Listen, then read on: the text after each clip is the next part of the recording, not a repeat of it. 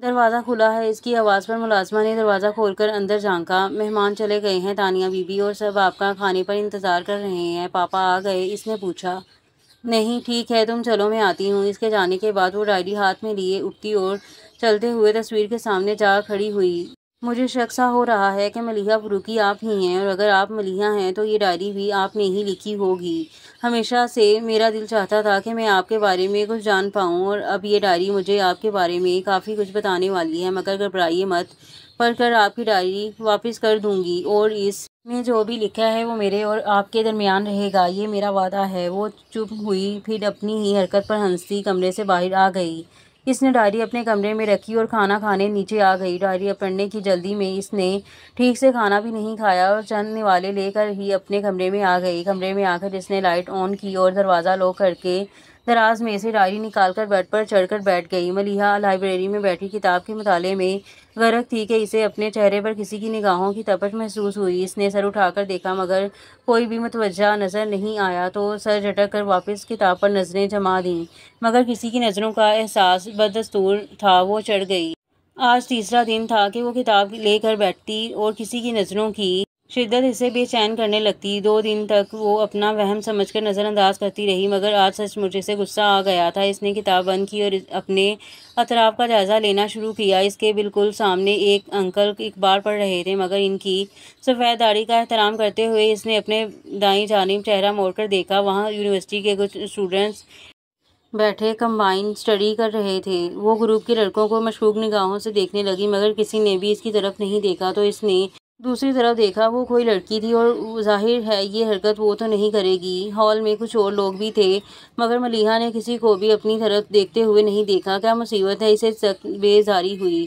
2 دن سے یہی ہو رہا تھا، بیٹھے بٹھائے محسوس ہونے لگتا کہ کوئی اسے بہت متوجہ سے دیکھ رہا ہے، مگر ڈھونڈنے پر کوئی نظر نہیں آتا، اور وہ غصے میں کھولتی گھر آ جاتی۔ اپنی طرف سے تو اس نے مسئلے کا یہ حل نکالا تھا کہ آج صبح کے بجائے شام کو آئی تھی اور اپنی مخصوص جگہ سے ہٹ کر بیٹھی تھی، مگر سامنے والا بھی کافی مستقل مزاج تھا۔ گھر کی تنہائی سے گھبرا کر وہ یہاں آتی تھی، پر اب لگ رہا تھا کہ اب اس نادیدہ مہربان کی وجہ سے یہ اکلوتی سرگرمی بھی ترک کرنی پڑے گی۔ وہ اٹھی اور کتاب گھر جا کر پڑھنے کے خیال سے ایشو کرواتی باہر آ گئی۔ ایکسکیوز می مس، وہ پتھر کی چوڑی سیڑھیاں اتر رہی تھی جب کوئی اس کے پیچھے سے بولا۔ وہ رک کر پلٹی تو دیکھا، سامنے رنگ کا ایک لڑکا بلیک پینٹ شرٹ پہنے اس کی طرف آ رہا تھا۔ جی، وہ قریب آ گیا تو ملیحہ نے کہا، اور اس جی کے جواب میں اس نے جو کہا، اسے سن کر ملیحہ کا جی چاہا کہ اس کا سر پھاڑ دے۔ بے فکری سے ماتھے پر آئے کالے بادلوں کو ایک ہاتھ سے ہٹاتے ہوئے وہ بڑے آرام سے انداز میں بولا تھا۔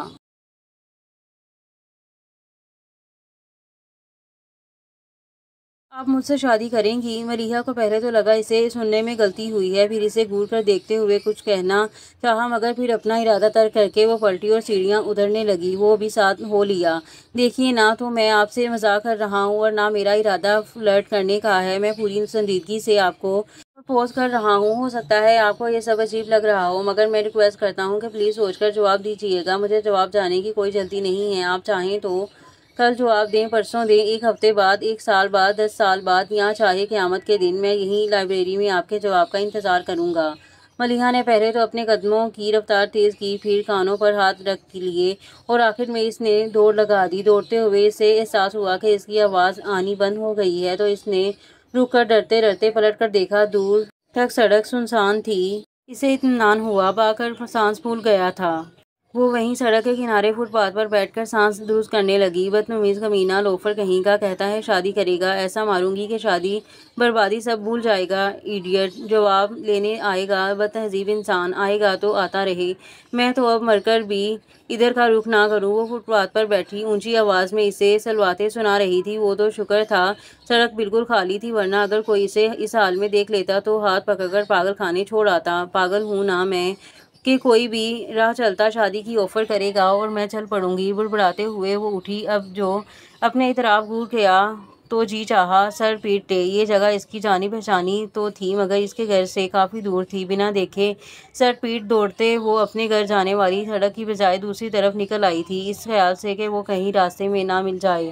واپس پلٹنے کے بجائے اس نے آگے جا کر مین روڈ سے گھر جانے کا سوچا اور آگے بڑھی، پھر ایک دم ہی غصے میں پلٹ کر جہاں سے آئی تھی اس طرف منہ کر کے زور سے बोली, उल्लू का पट्टा, बाबा को बता दूं ना तो कल ही इसी गली से तुम्हारा जनाजा निकल रहा होगा। फौजी का हाथ पड़ा तो दिमाग ठिकाने पर आ जाएगा। वो यूं बोल रही थी जैसे वो वहां खड़ा सुन रहा हो। वो सारे रास्ते बकते रुकते घर पहुंची तो अजहर फरूकी लॉन में ही मिल गए। वो तो सीधी अंदर जाने वाली थी पर उन्हें अपनी तरफ आता देखकर वो इनकी तरफ बढ़ी। अस्सलाम वालेकुम बाबा जान। वालेकुम सलाम। आज तुमने कुछ ज़्यादा ही देर कर दी। इसकी बात पर इसने बेसाख्ता कलाई पर बंदी घड़ी की तरफ देखा। वो आमतौर पर 2-2.5 घंटे में वापस आ जाती थी मगर आज इसकी वापसी 3 घंटे बाद हुई थी। एक तो पहले इसने खूब दिमाग खराब किया, फिर गुस्से में इतना ख्याल भी नहीं आया कि रिक्शा या टैक्सी ही कर लेती। इसे कोसते पैदल ही चली आई। एक पागल जो मिल गया था, फिर देर कैसे ना होती। वो आहिस्ता से बोली, क्या कह रही हो? इसके होंठ हिलते देखकर उन्होंने पूछा।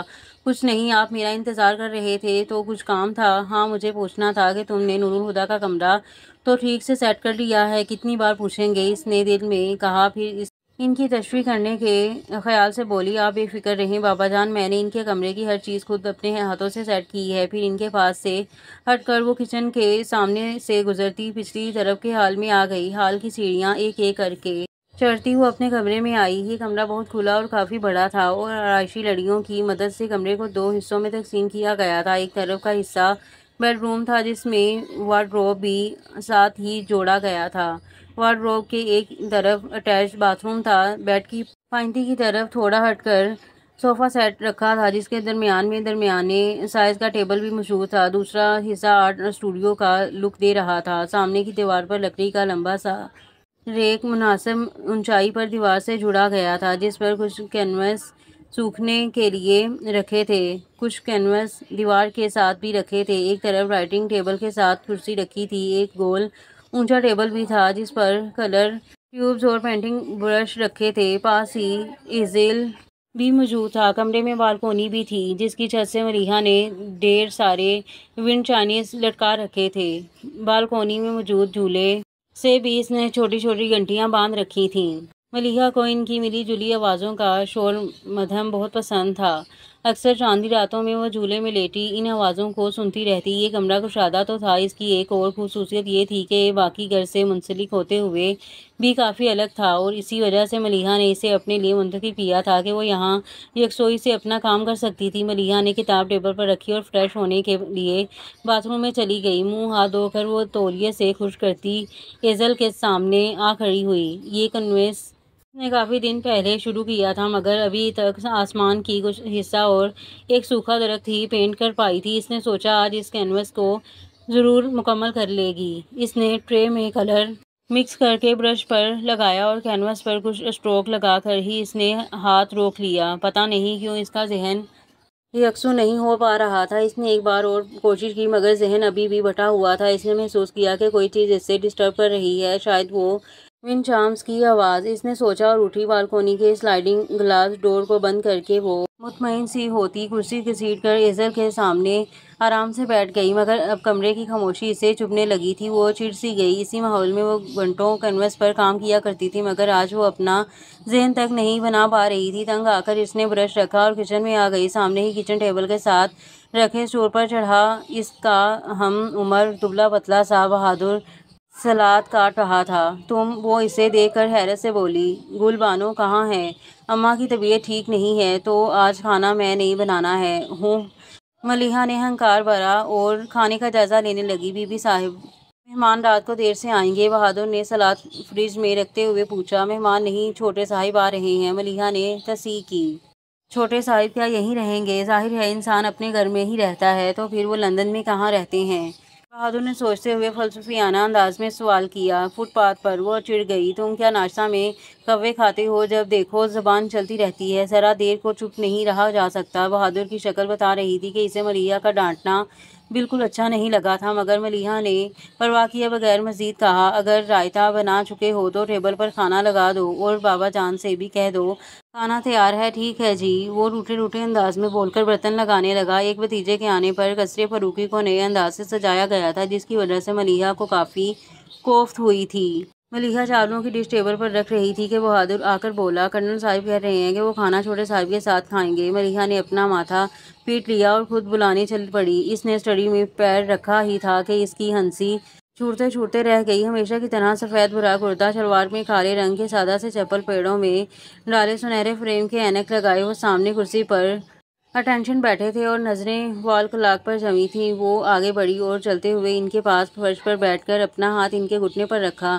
یہ اس کی بچپن کی عادت تھی، اسے جب بھی بابا جان کو متوجہ کرنا ہوتا تھا تو وہ مخاطب کرنے کے بجائے ان کی طرف دیکھنے لگتی۔ اظہر فاروقی کے کلاک سے نظر ہٹا کر اسے دیکھا۔ کھانا کھا لیں بابا جان؟ آج تو کھانا نور الہدیٰ کے ساتھ ہی کھاؤں گا، تم جا کر کھا لو بابا جان۔ ان کی فلائٹ 11 بجے لینڈ کرے گی اور گھر آنے تک 1:30 بج جائیں گے۔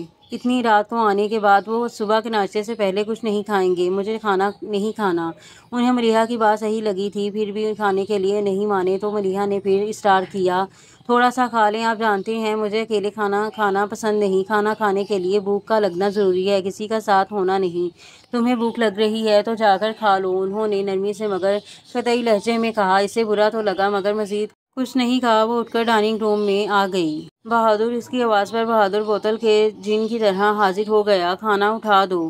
وہ اپنے روم سے جا کر لائبریری سے ایشو کروائی کتاب اٹھائے لاؤنج میں آ بیٹھی۔ 11 بجنے میں 1 گھنٹہ باقی تھا کہ بابا جان اسٹڈی سے نکل کر لاؤنج میں آئے، پھر اسے دیکھ کر بولے، ملیحہ جی بابا جان۔ وہ کتاب بند کرتے ہوئے بولی، میں ایئرپورٹ کے لیے نکل رہا ہوں، پھر سوچا ایک نظر نور الہدیٰ کو کمرہ دیکھ لوں۔ آئیے بابا جان۔ وہ ان کا اشارہ سمجھ کر فوراً کھڑی ہو گئی۔ ملیحہ سے آگے سیڑھیاں چڑھتے ہوئے وہ ایک دم ہی پلٹ کر بولے، تم نیچے کا کوئی کمرہ ٹھیک کروا لیتی۔ اب وہ اتنی رات کا تھکا ہوا سیڑھیاں چڑھ کر اپنے کمرے میں جائے گا؟ ملیحہ چاہتے ہوئے بھی نہ کہہ سکی کہ آپ نے ہی کہا تھا کہ نور الہدیٰ کے لیے اوپر والا کمرہ ٹھیک کروانا، اسے گراؤنڈ فلور پر رہنا پسند نہیں۔ اچھی بات یہ ہوئی کہ کمرے میں جا کر انہیں مین میک نکالنے کا موقع نہیں ملا۔ ملیحہ نے بڑے دھیان سے کمرہ سیٹ کیا تھا اور ضرورت کی ہر چیز وہاں پہنچائی تھی۔ وہاں سے باہر نکلنے کا سارے ملازموں کو لائن میں کھڑا کر کے ہدایتیں دینا شروع کیں، جب تک میں نور الہدیٰ کو لے کر ایئرپورٹ سے آ نہیں جاتا تم میں سے کوئی سرونٹ کوارٹر کی طرف بھٹکے گا نہیں۔ بہادر اور نذیر، تم دونوں فوراً گاڑی رکتے ہی نور الہدیٰ کا سامان نکال کر اس کے کمرے میں پہنچا دینا۔ اور گلاب خان وہ چوکیدار کی طرف مڑے، پہلے ہارن پر ہی گیٹ کھل جانا چاہیے، اگر دیر لگی تو یاد رکھنا میری رائفل کو ابھی زنگ نہیں لگا اور یہ ڈرائیور کدھر رہ گیا ہے، دیکھو ذرا اس نے گاڑی تیار کی یا نہیں۔ ایک ملازم بھاگا باہر کی طرف گیا، پھر بھاگتے ہوئے ہی واپس آیا۔ جیپ تیار ہے کرنل صاحب۔ پھر جب ان کی گاڑی گیٹ سے نکل گئی تو ہر ایک نے سکون کا سانس لیا۔ کوئی مجھے ایک گلاس پانی کے ساتھ سر درد کی ٹیبلٹ دے گا؟ صوفے پر ڈیر ہوتے ہوئے ملیحہ نے صدا لگائی۔ اسے اتنی دیر تک جاگنے کی عادت نہیں تھی مگر آج تو جاگنا مجبوری تھی۔ کچھ دیر بعد ہی ملازم نے پانی کے گلاس کے ساتھ ٹیبلٹ لا کر اسے پکڑا دی۔ ٹیبلٹ لے کر ملیحہ نے کتاب پھر سے کھول لی۔ 1 بجتے ہی ملیحہ کی نظر وال کلاک سے جیسے چپک گئی تھی۔ اس کا خیال تھا کہ 1:30 بجے تک تو ہر حال میں وہ لوگ آ جائیں گے، مگر 2 بجے، پھر 2:30، پھر 2:45 اور تنگ آ کر 3 بجے ملیحہ نے ایئرپورٹ انکوائری کا نمبر ملا دیا۔ پتہ چلا فلائٹ 3 گھنٹے لیٹ تھی اور یہ تو سوچنا بھی بیکار ہے کہ بابا جان مجھے فون کر کے اطلاع دیتے۔ ریسیور رکھتے ہوئے اس نے خود سے کہا، پھر بہادر اور نذیر کے علاوہ اس نے سب نوکروں کو سرونٹ کوارٹر میں بھیج دیا اور خود لاؤنج میں آ کر سنگل صوفے پر بیٹھ گئی۔ جہاں وہ بیٹھی تھی وہاں سے مین انٹرس بالکل اس کی نظر کے سامنے تھی۔ دونوں پاؤں صوفے پر رکھے، کشن گود میں لیے وہ سمٹ کر بیٹھی تھی۔ نیند کے مارے اس کا برا حال تھا، لیکن جانتی تھی کہ اگر نور الہدیٰ کے استقبال کو وہ بانفس نفیس موجود نہ ہوئی تو بابا جان ناراض ہوں گے۔ انتظار کرنا بھی کتنا مشکل کام ہے، تھک کر سوچتے ہوئے اچانک ہی اس کی ذہنی روح بہک گئی۔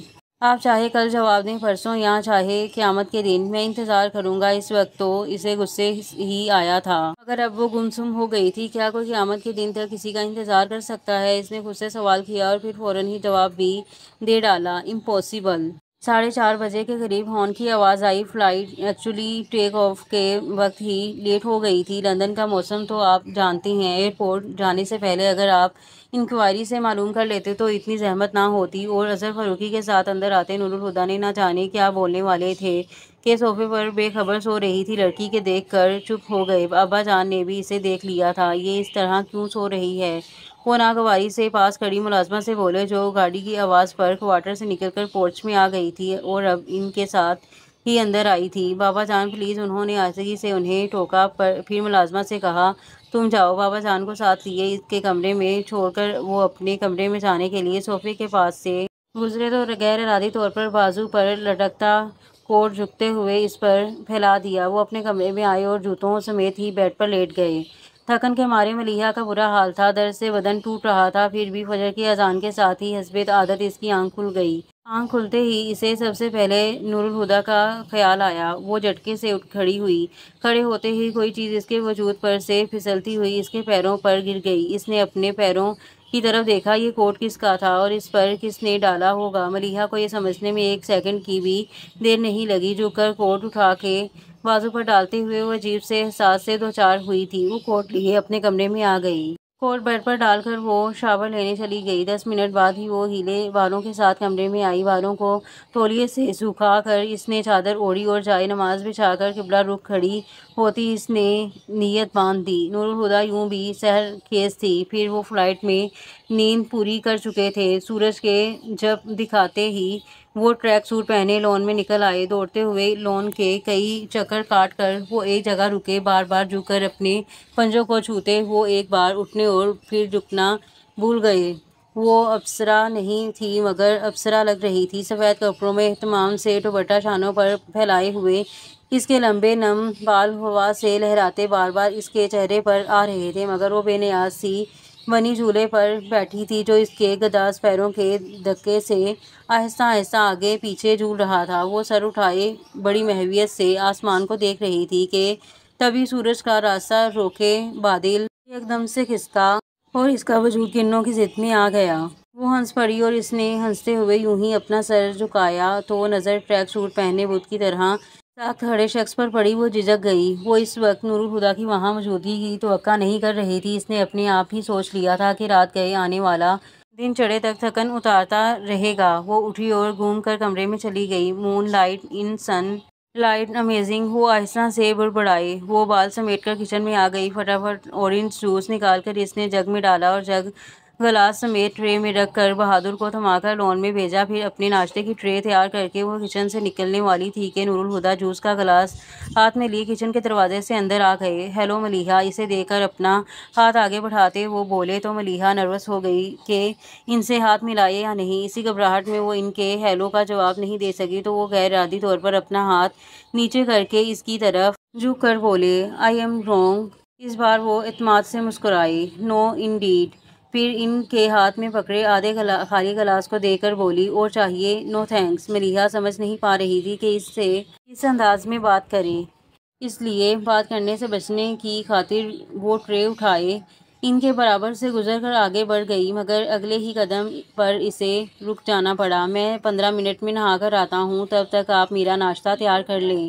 کوئی خاص اہتمام کرنے کی ضرورت نہیں، بس جو باقی گھر والے لیتے ہیں، البتہ چائے اسٹرانگ ہونی چاہیے۔ گل بانو کو ہدایت دے کر وہ پلٹے تو ملیحہ کو دیکھتے ہی ان کے منہ سے نکلا، واٹ ہیپنڈ؟ اس نے بھی فوراً سے جواب دیا، نتھنگ۔ اس نے آہستہ سے نفی میں سر ہلایا۔ نور الہدیٰ اپنے کمرے کی طرف بڑھ گئے۔ ٹھیک 15 منٹ بعد وہ ٹراؤزر پر ٹی شرٹ پہنے ڈائننگ روم میں تھے۔ ملیحہ ڈائننگ ٹیبل پر ہی ان کی منتظر تھی۔ انہیں دیکھ کر اس نے گل بانو کو آواز دے کر ناشتہ لانے کو کہا۔ ناشتہ لگ چکا تھا۔ نور الہدیٰ نے نوالا منہ میں رکھ کر دوسرے ہاتھ سے ایک بار اٹھایا، پھر ملیحہ کی طرف بڑھا کر سوالیہ لہجے میں بولے، نیوز پیپر؟ ملیحہ نے ناشتے سے دھیان ہٹا کر ان کے ہاتھ کی طرف دیکھا اور مسکرا کر بولی، میں ناشتے کے وقت اخبار نہیں پڑھتی۔ کیوں؟ وہ یوں ہی پوچھنے لگے۔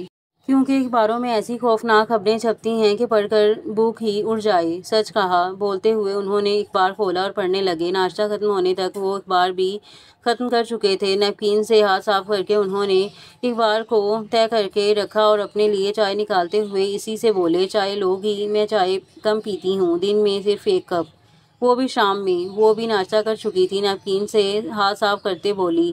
پھر اخبار اٹھاتے ہوئے اس نے بہادر کو آواز دی۔ بہادر کو بھی جیسے پتہ تھا کہ آواز کیوں دی گئی ہے۔ وہ دوسرے ہی لمحے جوس کا گلاس لیے آ پہنچا۔ تم لوگوں نے ناشتہ کر لیا؟ گلاس اس کے ہاتھ سے لے کر اس نے پوچھا۔ جی بی بی صاحب، اس نے اس بات میں جواب دیا۔ ٹھیک ہے تم جاؤ۔ نور الہدیٰ نے چائے پی کر خالی کپ ٹیبل پر رکھتے ہوئے اس سے کہا، فارغ ہو کر میرے روم میں آ جانا۔ وہ سمجھ گئی سامان سیٹ کروانا چاہ رہے ہوں گے، اور ہاں میں سر ہلا دیا۔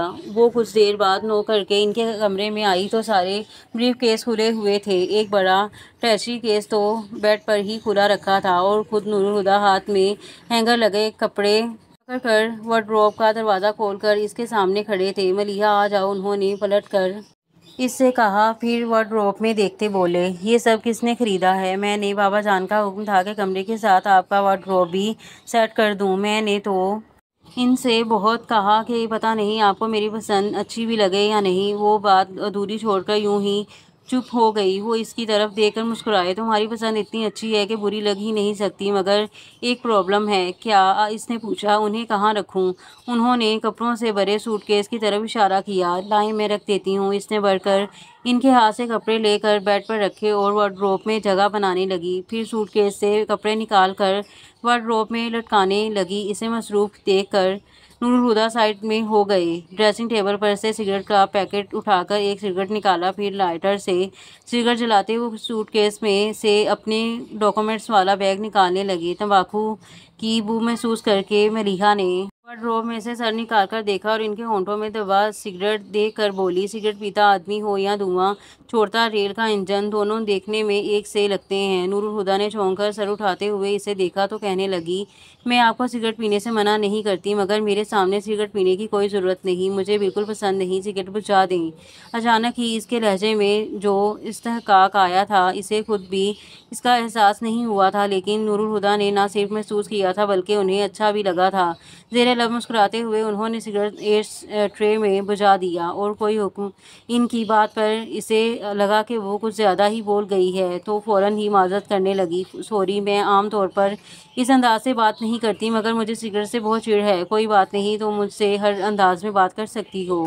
وہ بدستور مسکراتے ہوئے بولے تو ملیحہ نظر انداز کرتے ہوئے سوٹ کیس میں سے ایک بڑا سا پیکٹ نکالنے لگی۔ وہ فوراً بولے، میں اسے خود رکھ لوں گا، تم رہنے دو۔ وہ اسے چھوڑ کر پرفیومز کی بوتلیں نکال کر ڈریسنگ ٹیبل پر رکھنے لگی۔ نور الہدیٰ نے وہ پیکٹ نکالا اور اسے رکھنے وارڈروب کی طرف آئے۔ اسی وقت بابا جان دروازہ بجا کر اندر آ گئے۔ آئیے بابا جان۔ نور الہدیٰ نے جلدی سے سب چھوڑ چھاڑ کر بیڈ پر سامان ہٹا کر ان کے بیٹھنے کی جگہ بنائی۔ کیا بات ہے، تم اتنی صبح جاگ گئے، نیند نہیں آئی؟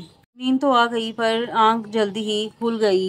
فلائٹ میں سوتا رہا تھا، شاید اس لیے۔ اب آگے کیا ارادہ ہے؟ کیا جاب کرو گے؟ نہیں، میرا ارادہ ہے کہ بزنس شروع کروں۔ کیوں نہیں؟ وہ خوش ہو کر بولے، تم نے اس بارے میں کچھ سوچا ہے؟ کیا بزنس کرو گے؟ کچھ پلانس تو ہیں، مگر میرا خیال ہے پہلے یہاں کی مارکیٹ کو سرچ کر لوں۔ ٹھیک کہہ رہے ہو، مگر آتے ہی کام میں لگ جانے کی کوئی ضرورت نہیں۔